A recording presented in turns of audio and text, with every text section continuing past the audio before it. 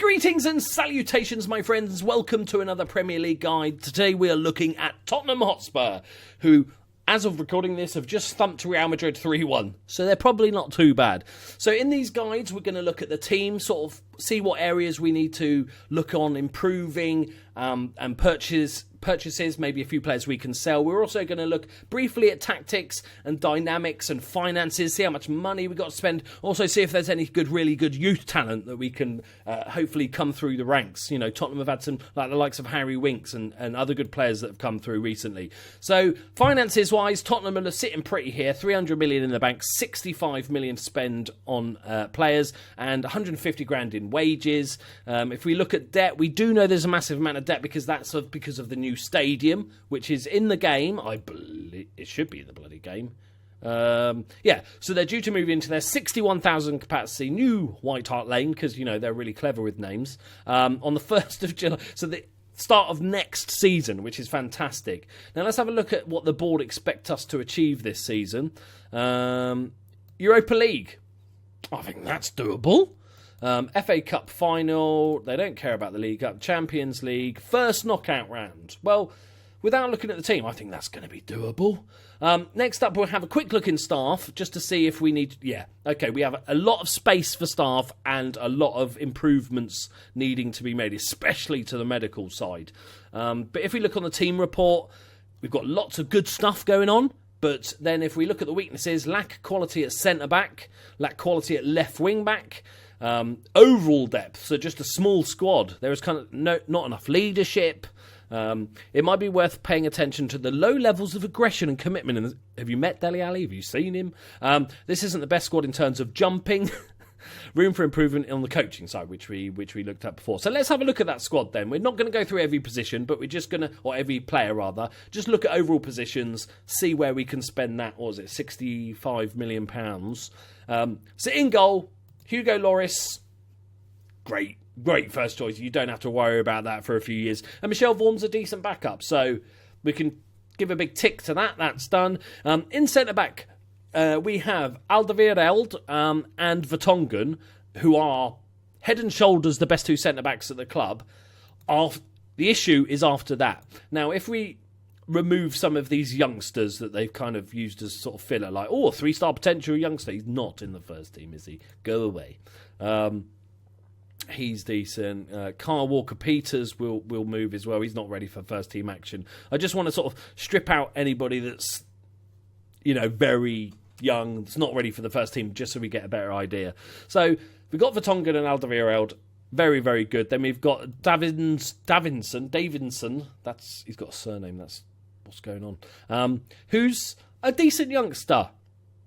Like, he'd make a good third or fourth choice. Physicals are just lacking a little bit here. Teamwork's 10, leadership's 9, off the ball's 10, vision's 10. He's a sort of solid centre-back without being exciting, but he can improve, maybe getting some tutoring from one of the big guys here. And that's kind of it. Your next one is Eric Dyer, who can play centre-back brilliantly, and maybe that's the choice for you. But I almost feel like he's wasted. You know, I prefer to play him as a midfielder centre or a DM, or even in my case, I played him as a right-back for a number of years in my previous save. But very versatile, so either he's the guy that fills in the holes when other people are out. So if you're missing a defender, he steps in the centre-back. Missing a midfielder, he goes in there. But let's have a look at full-back. So we've got Eric Dyer, who can play at right-back. We've got Kieran Trippier, who I really like, who's just basically an assist magnet. In the game, he's okay.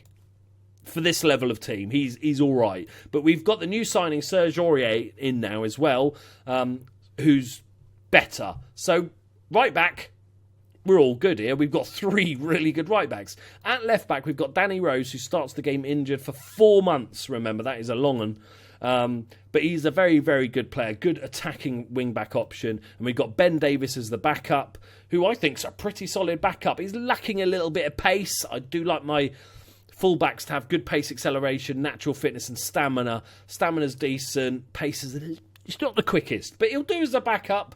That may be an area where we can strengthen, depending on what happens with the rest of the team.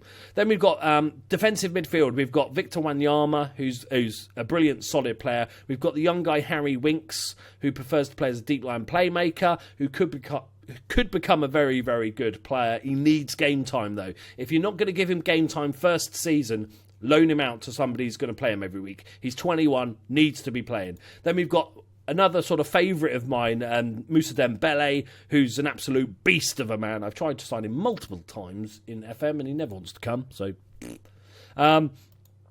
central midfield there is very good. Then we've got the total waste of space that is Moussa Sissoko. Was it 30 million? Yeah. Okay.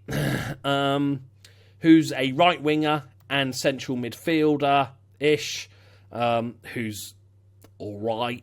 But you could look to sell him. If you wanted 20 million, maybe 15, 20 million, Sissoko could be out the door. Then we've got Dele Alli, who's obviously very, very good attacking midfielder or central midfielder. So in the central midfielder department, we're okay. We've got your destroyer in your Wanyama. We've got your creator in Dele Alli. You've got Dembele, who's sort of pretty good at both of those things, really. A versatile central midfielder. I think squad depth there is lacking somewhat. We've got Christian Eriksen, but I prefer to play him further forward. So I'd say another central midfielder, depending on obviously your tactic that you're going to use, might be needed just to add a bit more squad depth. Even if it's not somebody quite as good, you've got a good first team, just more depth. Then we've got the likes in the sort of attacking winger roles of Eric Lamela, who's also injured for the start of the game, 4 months, who can play anywhere behind the striker. We've got Christian Eriksen, who obviously a very, very good player, who plays best as that number 10 role. God, he feels like he's been around for ages, and he's only 25. Then we've got Son Heung-min, who's probably best as a striker-ish, I'd say, probably. Yeah, 17 finishing. Composure's only 13 first. This could be a little bit improving, but as a winger or an inside forward, a very, very good player. Then we've got... I don't even know why this guy's in here. I was just probably reminding you to sell him. He's 22. He's not going to make it at this level. He's decent, so I'd sell him on and maybe try and get a bit of a sell-on fee for him. And then we've got Llorente, who they just brought into the club, who's kind of the big backup target man-esque player, who's not that great. And then obviously Harry Kane's really good. Let's just, before we talk about where we're going to strengthen, let's have a quick look in the under-23s. So we've got Marcus Edwards, another attacking midfielder. Probably good enough to get some cup games, I think, or loan him out, but not real sort of a starter anytime soon. And then the rest, there's not massive amounts of like world-class talent in the youth system, which is, pretty sad. So, let's talk about sort of strengthening. So for me, what I'm going to do is I'm going to buy a centre-back. It doesn't have to be first choice. He can be third choice centre-back. Somebody, it's unlikely. I don't have to spend all my money on a world-class centre-back. We have 2 good centre-backs, and then get a third choice that can step in and play a bunch of games if needed, which then allows Eric Dyer to actually play further forward and fill in that role that, we're lacking a bit of depth in central midfield, so Eric Dyer can do that job for us as well. And that's where I prefer to play him, either DM or CM. So I think that's not too bad. From what I'm seeing so far, just looking at this team, this team looks like... I always like to see what the assistant says. He's saying that we're not blessed with amazing wingers, and even some of the wingers that we have are more like inside forwards. So I'd be more tempted, because we have the likes of Trippier and Danny Rose, is to maybe go a 5 at the back formation. So you could. I'm just plucking. Forget the sort of roles and stuff. I'm not talking about the roles, but use those attacking wing backs. Use Danny Rose, who's a really good player, and have your number 10 be Eric Lamela behind Harry Kane or Dele Alli or something like that. If you want to use wingers, or, more inside forwards, then that's another area that definitely needs to be strengthened in this team, I think. Right, there we go, my friends. There's our sort of little sum up of our mini guides to Tottenham. If you have played Tottenham, please leave your comments below. Give other people advice watching this video. What players have done well in what roles or positions, what formations work or didn't work, what players suck, what good youth players are going to get good, etc., etc. Help out everybody else that's thinking of doing a Tottenham save.